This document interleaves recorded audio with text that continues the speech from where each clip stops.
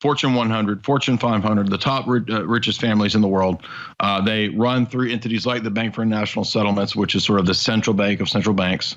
They're connected together with all the biggest private foundations, NGOs, think tanks. They're all working towards the exact same goal that I'm telling you. And all of the books say this. That's why this is so crucial to look at their writings, their white papers, and their techniques and tactics. And what we see in the SPARS document and the Lockstep document is they're always a few steps ahead because they're planning for the failure because they want the existing system to collapse. Now, it may not be overnight. It may not be an economic collapse tomorrow. It may not be a EMP tag tomorrow. It may not be a cyber polygon tomorrow. But we might see staggering versions of these things in the next 10 years, again, getting us to the goals of 2030, 2040, and 2050. Those are key decades, key periods where they want to have certain things complete in their long-term game plan up to 2050. 2050 is slated to be the full-on total AI depop global government. That's the year they've chosen in many, many documents. There might be a little variation, but basically by 2050 is the goal to have the full-on Brave New World technocratic nightmare Terminator Skynet system in place. So here we are, a few decades out from that. What are the things we're going to see in the next few decades? Don't go anywhere. This is a show. Jay's analysis.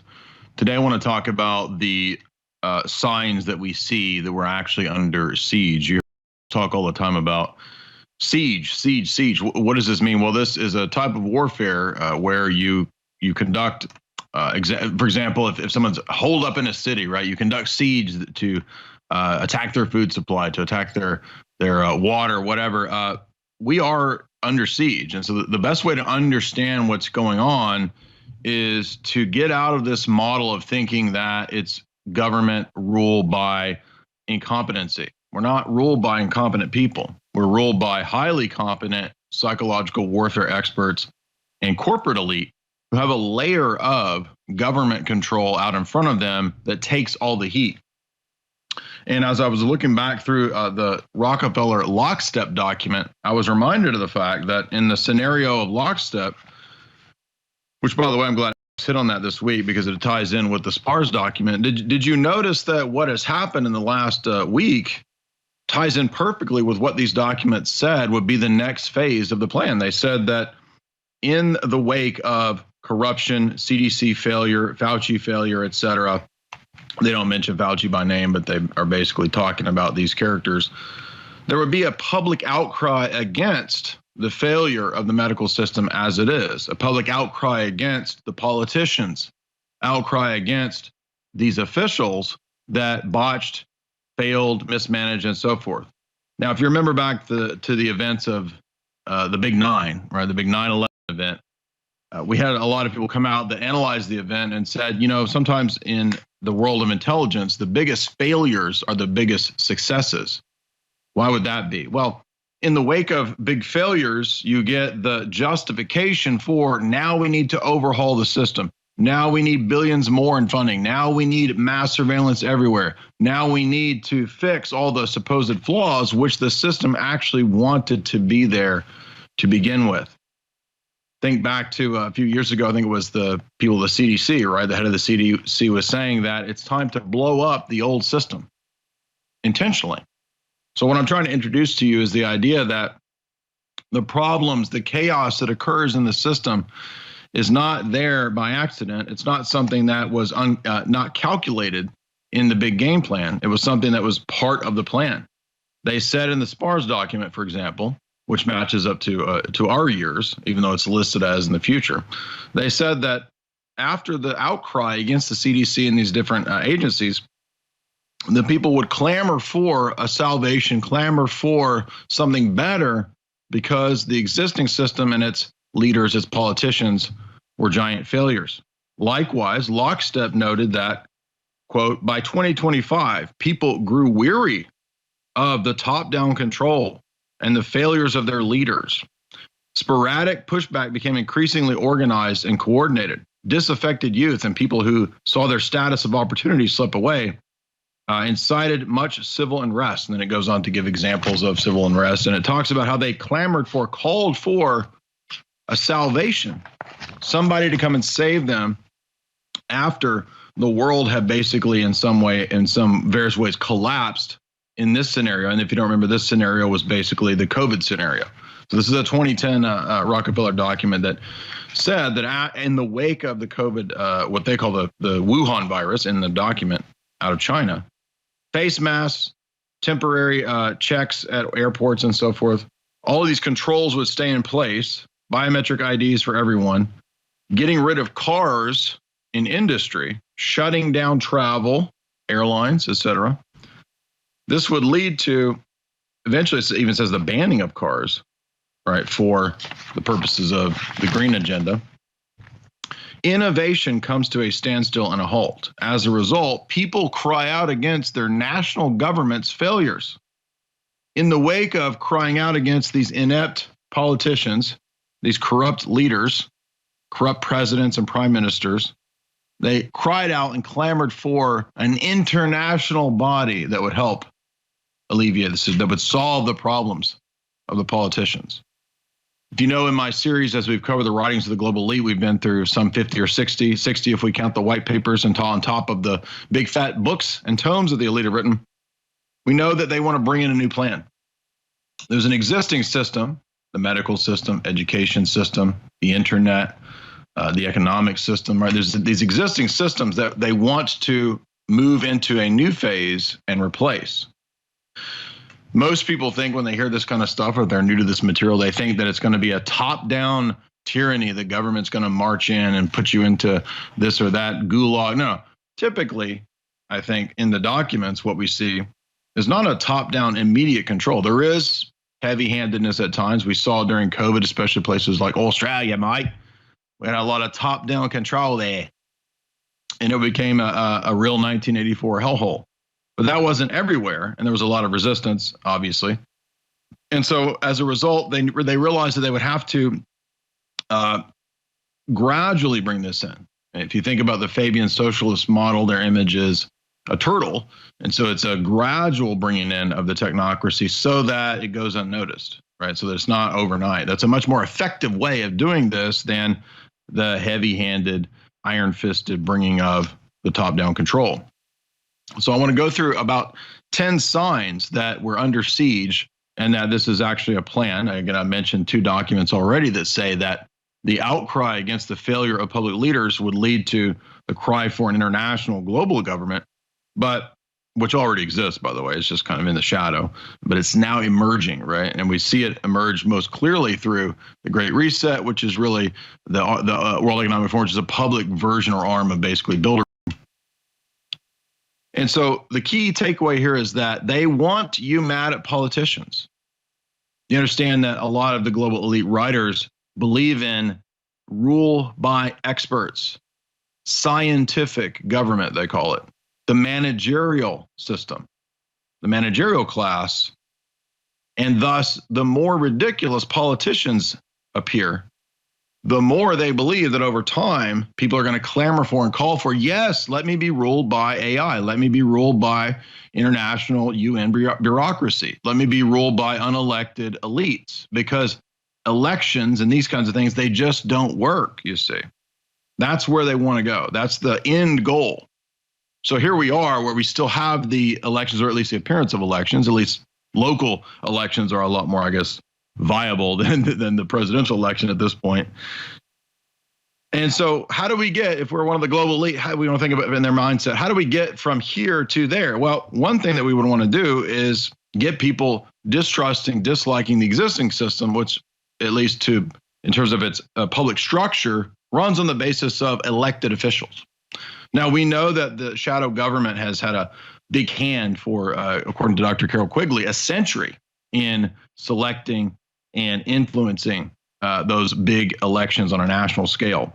And increasingly, the global elite have been influencing local elections, especially in key areas in a lot of ways. And not just elected officials, but also judges too, right? So this affects all the branches.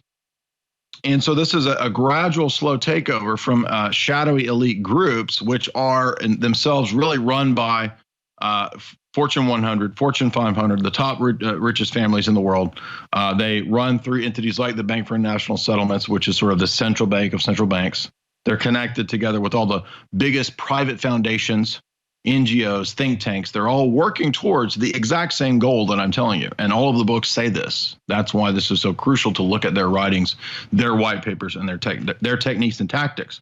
And what we see in the SPARS document and the Lockstep document is they're always a few steps ahead because they're planning for the failure because they want the existing system to collapse. Now, it may not be overnight. It may not be an economic collapse tomorrow. It may not be a EMP tag tomorrow. It may not be a cyber polygon tomorrow. But we might see staggering versions of these things in the next 10 years, again, getting us to the goals of 2030, 2040, and 2050. Those are key decades, key periods where they want to have certain things complete in their long-term game plan up to 2050. 2050 is slated to be the full-on total AI depop global government. That's the year they've chosen in many, many documents. There might be a little variation, but basically by 2050 is the goal to have the full-on Brave New World technocratic nightmare Terminator Skynet system in place. So here we are, a few decades out from that. What are the things we're going to see in the next few decades? Don't go anywhere. This is our show. Welcome back to the I'm your guest host, Jay Dyer of Jay's Analysis. We were just discussing the transition that the elite have planned, the global technocrats have planned to move us away from the previous system into the new system, which is ruled by experts, scientific government, supposedly. It's not actually scientific. It's just complete oligarchy and control, but it's given the title scientific governance. Now, what's the deal here? Why do they want to do this? Well, on the one hand, it's kind of true that politicians are ridiculous, right? I mean, not all of them, but for the most part, kind of everybody senses that there's just something off with the fake two-party system and the idea of, well, you only get these two options and everything is boiled down to basically an oversimplified choice of some person, hundreds of miles away, 1,000 miles away in DC that you don't know anything about other than the slogans that you've heard them say on the TV. And everybody knows that they're, sort of bound to corrupt interests and to private interests and whatnot. And so I think everybody kind of senses that there's something broken with the existing system. I'm not saying every politician is corrupt or bad, but on the whole, we kind of think that there's something just kind of goofy about this. It doesn't really make sense. So the legitimate criticism that one might have of the problems in the existing system is precisely what the elite are exploiting. That's the point I'm trying to make here, right? They're trying to say, look at all these problems in the politicians. Look at all the problems in the existing system. Look at how your money's collapsing. It's inflated, which, by the way, is their own plans. They were the ones that planned for this fiat system, getting us away from sound currency and so forth, sound money.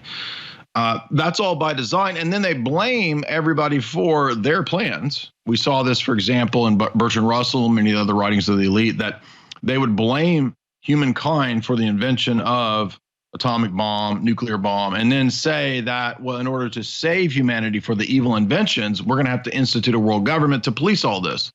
And then turn around and say, we, the elite, invented the nuclear bombs because we're smarter than everybody. I mean, literally constant doublespeak, constant lies, constant deception. But again, remember, the goal here is not to help you, not to lead you into a utopia, not to give you a fair system. It is to get rid of you and to put in place a system of complete 100% total technocratic control. And eventually it would be not run by humans, but by computers, a complete AI system running supposedly on perfect math and logic. Then it could bypass human weaknesses, human emotionalism, human flaws. That's the idea, right, of technocracy. Now, I think it's kind of crazy. It's something more akin to a cult, not a cult, but a cult, a belief in the idea that you can have a perfect system run by computers. It's kind of ridiculous. But that's what these people do put their hope and faith in. So what are the signs then that we're under siege, being moved into this kind of a system? Again, to put us under a managerial class of rule by experts that is always contrasted against, and will be, especially in the coming years, contrasted against the folly of the corrupt politician. Look at Biden. Look at all the scandals. Look at this. They're so silly. They're so goofy. Don't we need rational governance? Don't we need computer governance that's not subject to the flaws and scandals of some goofy politician, some ridiculous boomer who can't even figure out how to use the bathroom, right? I mean, doesn't that sound kind of reasonable? That's what it's playing on. Look at how Fauci failed us. Look at the failures of government. But the reality is that they want to bring in a more heavy-handed governance. Think about Batman Dark Knight as an example. If you remember, in the plot, you have the character Bane, who is sort of this revolutionary, right? He comes from the Far East and he pops up as this mysterious figure in the underworld. And he engages in all these actions of terror, basically, throughout Gotham. He collapses Gotham's stock market, and he does all these revolutionary terror events. And he talks about all the corruption in Gotham, and he's right. I mean, there's a lot of corruption. There's crime. And he's actually working with this and doing more organized crime and chaos to bring about the collapse of the existing Gotham system. Because in his mind, it's all justified because I was born in adversity, right? He was born in adversity. He was born in the flames of, struggle and darkness. And so for him, it's justified to bring in this better system. But what happens when Bane comes to power? Do you guys remember in the plot? Well, it's an even worse system, and it mimics the French Revolution, right? There's guillotines, and you have, Sandman, Cillian Murphy's up there sitting up top this pyramid where he's judging everybody and off with their heads. And it's very reminiscent, again, of the French Revolution. He's sort of a Robespierre kind of figure. And it becomes a total chaos. So it's even worse. The system that Bane brings in, the revolutionary system, is even worse than the already existing Gotham, elite structure, which I guess you could say Bruce Wayne represents, sort of the billionaire oligarch character, right? Versus this revolutionary anarcho-communist system that Bane wants to bring in, and it's even worse. And it's even more corrupt. Everything just falls apart. So the reason, again, that the elite love revolutionary movements and they love the kind of radicalism that we're seeing pushed everywhere is because it's a wrecking ball. It's there to destroy the existing system. And the liberal revolutionaries, these kinds of people, they're just the dupes who are the tools of the system that think that they're going to profit from it. They're going to be in power. They're going to get goodies out of all this. It's going to be, they're going to be the ones that are the true, heroes and this kind of stuff. And they're the ones that, of course, always go out first because the revolution isn't run and isn't based on what they think it is. It's actually run by rival oligarchs and rival elites. Likewise, the system wants us to be furious at the notion of a nation state. The nation state's the failure. The existing healthcare system is a failure. It's got to be replaced. And all of the movements that we're seeing are about that. The family is an oppressive structure. The family is a patriarchal structure that is oppressive, and it rapes women, and it, all of this nonsense. And that is just totally a cover, 100%, for depopulation, to make sure that you don't reproduce. That's it. That's the only purpose of that. Has no other purpose than that.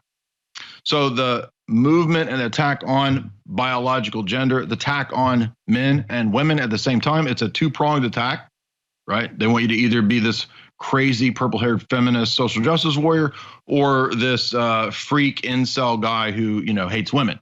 That's a two-pronged social engineering, 100% engineered attack. So the removal of the family is key. And that's what all the global elites say. Get rid of the family because the family is a firewall. It's a kind of progenitor of a tradition, of a heritage.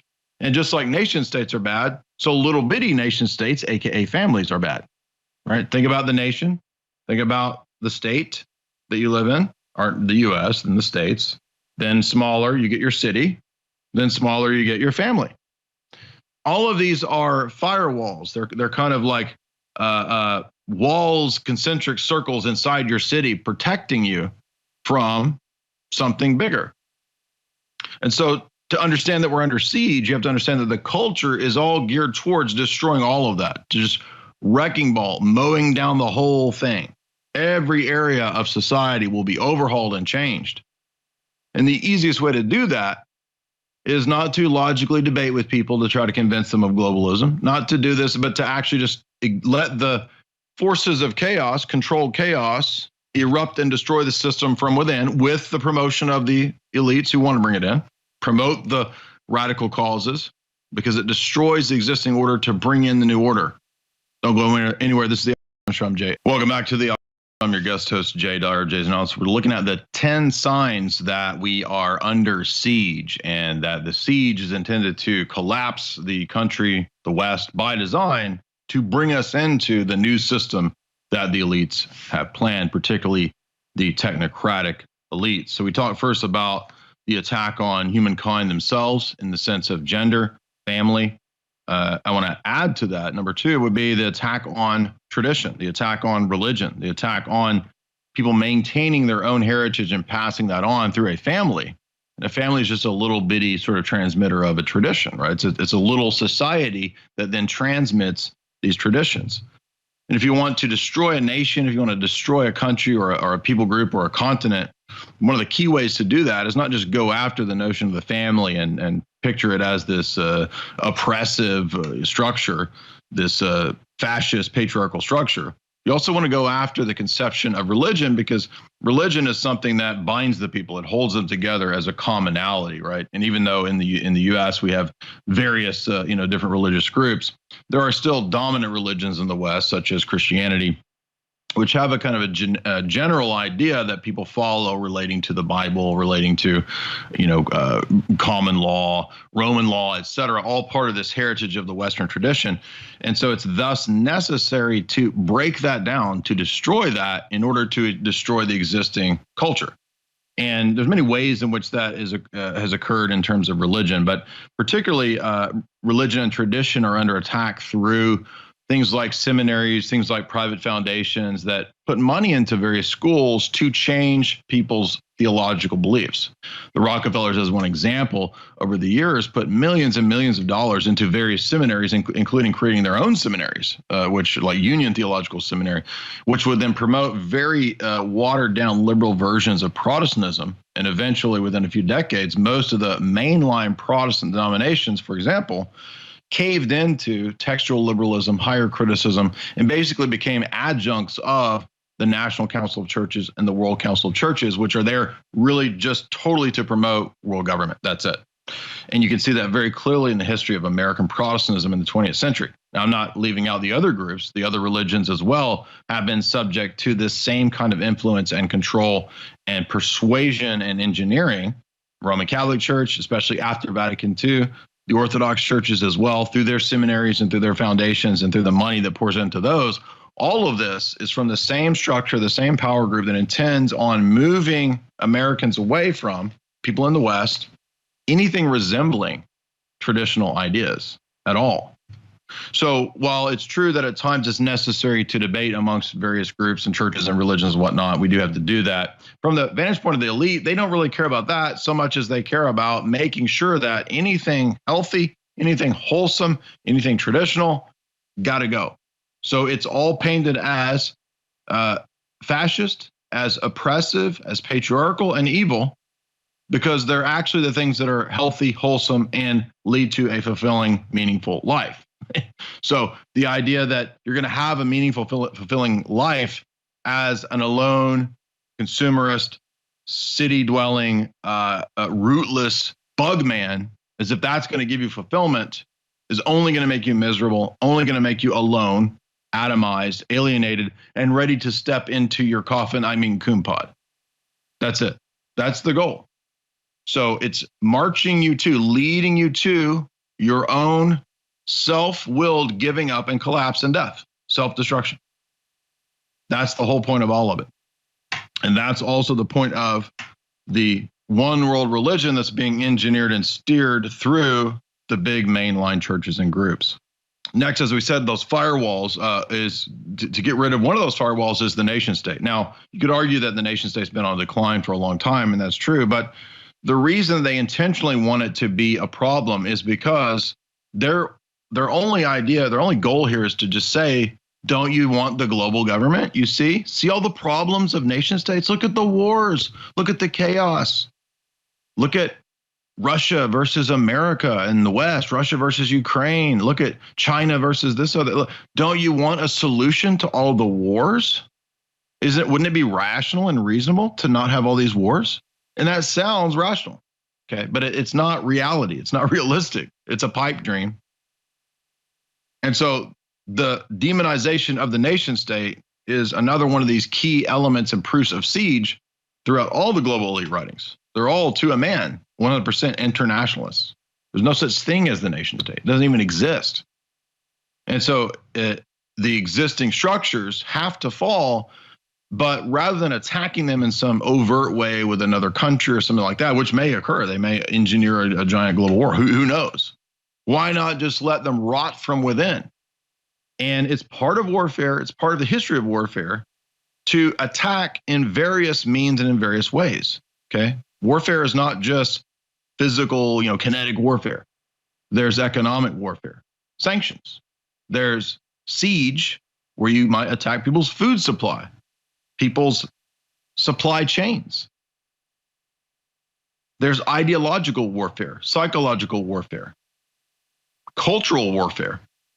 Let's flood this country with the most degenerate, gross porn. Let's flood this place with fentanyl and drugs by design as a form of warfare. Everybody knows the British did this. Why does this seem strange or something impossible when everybody knows? Even every liberal has lectures out there about the Opium Wars, how Britain went to war in a covert way through flooding opium into China as a form of cultural warfare. Anybody with any sense can see that we are under 100% total cultural warfare attack. And you can go read people from the Pentagon, from the Army, who talk about this. Even some of the Satanists in the Army, like Colonel Michael Aquino, who wrote the Army's psychological warfare doctrine, From Mind War to Psy War, where he talks about the masses are the real enemy here, you see. All of us. Right? The domestic population is the target, is the problem. Not everybody in the government's evil. I'm not saying that. Not every corporation is evil. But the Fortune 100, Bank for National Settlements, the people that run the world for the most part, or at least the Atlanticist Western power bloc, they are 100% committed to the Malthusian agenda, and the end goal that they want to get us to requires going through these steps. So the collapsing of the nation state, key there, number 3. Currency, right? Money is a form of energy transfer, right? It's a symbolic representation of exchange, or an exchange of energy, time, right? Is what it can stand for. So the way to another way to attack a country is to attack its currency, its means of exchange. Now, we've been under that kind of attack for a long time, all the way back to Jekyll Island, the Federal Reserve, all this kind of stuff, right? Because that allowed for not a government entity, but a private entity with a government face to control the printing of the money, to control the money supply. So the money printer goes brr, brr, right? And that deflates the currency. It makes the dollar have less purchasing power, less value. And especially after Nixon, the shock doctrine, we move off of the gold standard, it gets even worse. Now it's just pure fiat. But a pure fiat currency and inflation is a form of theft. It's actually robbing future generations of their wealth and robbing you in the present time of your wealth and your savings, because the value of your savings just depletes over time, especially in the past couple of years. It's depleted like 10, 20% each year, something crazy like that. So attacking the currency, economic warfare is a key strategy in this battle. And yeah, we know about, the sanctions with Russia and the problems in the economy via, the war with Russia in terms of Ukraine and the American sanctions. But in the long term, there's a much bigger play at work here, which is to attack economics, period, to go after economics itself. The idea of attaining wealth, having personal rights and sovereignty, that's under attack, because that will be transitioned into the notion of the universal basic income, some version of Fed coin, or a universal basic digital coin, which will be a centralized blockchain. There's nothing wrong with blockchains. There's different ones. There's decentralized things like Bitcoin, and then there's centralized things that are problematic. If you notice, Klaus and the World Economic Forum a few years ago, maybe 2 years ago, put out a list of their top cryptos that they think would be perfect for world adoption because of their centralization control mechanism. Welcome back to the I'm your guest host, Jay Dyer of Jay's Analysis. Now, we were talking about the signs that we're under siege to get us to the end goal of the global technocratic government. And so in order to get us there, you got to break the existing system. You got to explode it from within by design. What's the best way to do that? Is it to force it down everybody's throat, to crush the existing system overtly? No, it's to let it fall apart and foster the forces of chaos and decay from within by design. That's how this system, that's the key to understanding what's going on. So we just talked about collapsing the currency to bring in the UBI, to utilize the fiat system to run up the debt, the derivatives bubbles, the housing bubbles, all of these bubbles that are intentionally created, which eventually over time have to give way. You can't run up infinite debt, right? What's the national debt? Trillions and trillions of dollars. You can't do that and expect the system to continue working. Eventually it's going to fall apart. And everybody knows that since we've gone away from sound money, hard money, we're just kicking the can down the road. And the more that they print, the more inflation, the more stimulus checks that they give out, the worse it is down the road. I remember when I was a kid, I remember thinking, well, if you can always just get credit cards, like why don't people just keep getting different credit cards and then just charging everything? And you could basically just live your entire life on infinite credit cards, and then you die, and who cares, right? Maybe you die with $50 million credit card debt, but who cares because you're dead. So, I mean, that was like a goofy thing I remember thinking about as like a 10-year-old, but that's actually the way our country runs, okay? So it makes no sense. That's really how you could just keep printing more. And like the top economists tell you that, right? They actually say things like, we can just print more money. And it's hard to know, are they that dumb or are they actually malicious and know that that will eventually destroy the country and destroy the economy? I mean, who knows, right? But we know that from the elite perspective, they're not dumb. They know that the world runs on giant scams. I just did a talk the other day on my YouTube channel. If you didn't see it, go watch it. It was a good 3-hour fun dive we did on the top scams. I think I did top 10 or 15 scams and how the whole world is really run on concentric circles of scams. And one of the best ways to see that is, in fact, the currency fiat system. Next up is increasing controls that, especially through the so-called chaos and pandemic and the fear, got to scare the crap out of everybody. Now all of the controls that were seized, government controls, corporate controls, now you don't get any of that back. Even though everybody who questioned the last 2 years, everybody who questioned Fauci, everybody who questioned all that was right, even though we were all right, all of the power grabs that occurred, no, you don't get any of that back. Sorry. And that's what everybody who was a quote conspiracy theorist said, warned about. They're never going to give you back these liberties that they're taking under the guise of emergency powers. It was all a scam from the get-go. And this is what we said the whole time. I did a video about how the coronavirus and the whole thing was about economic integration, consolidation, and taking over. That was it. Now, I mean, it had other goals down the road. And how did I know that? Did I know that because of, well, it was in this document. It was in lockstep. Right? I mean, they said in the first scenario that government will be heavy-handed.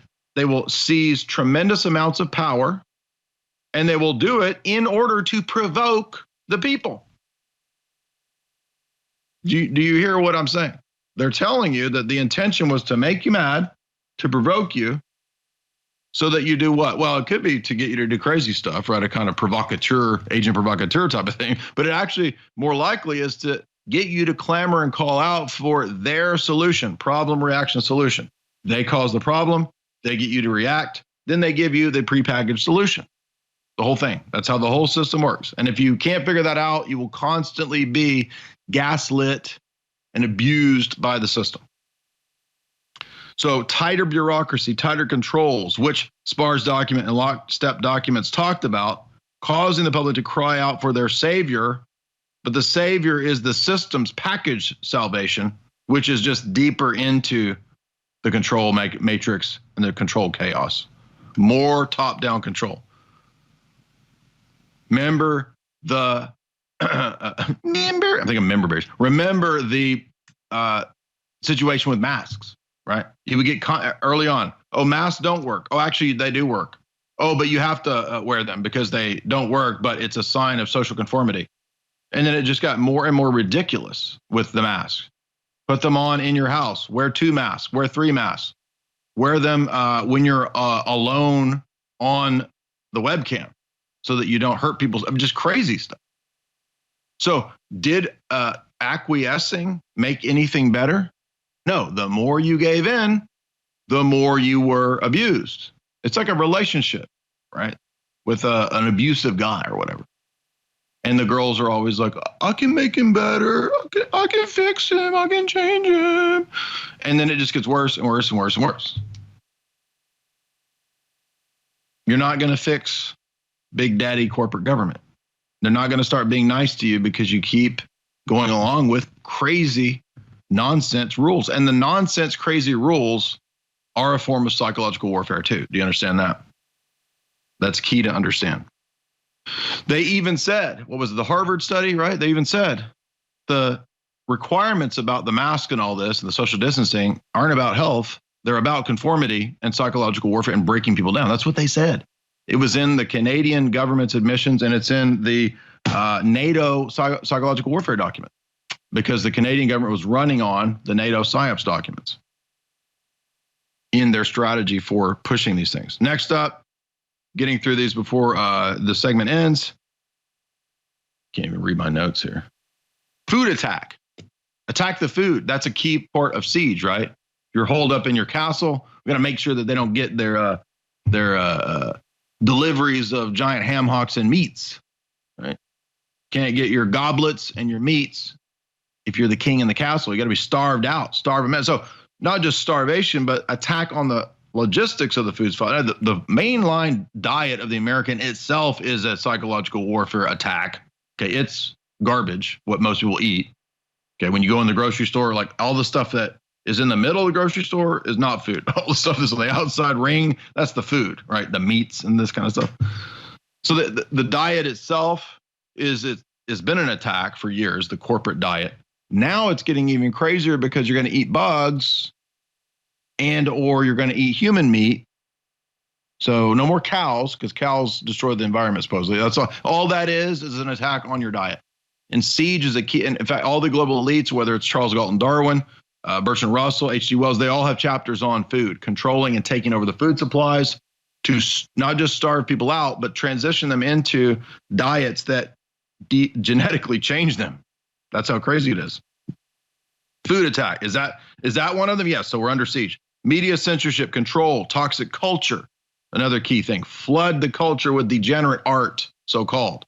It's not actually art. It's just a weapon. That's it.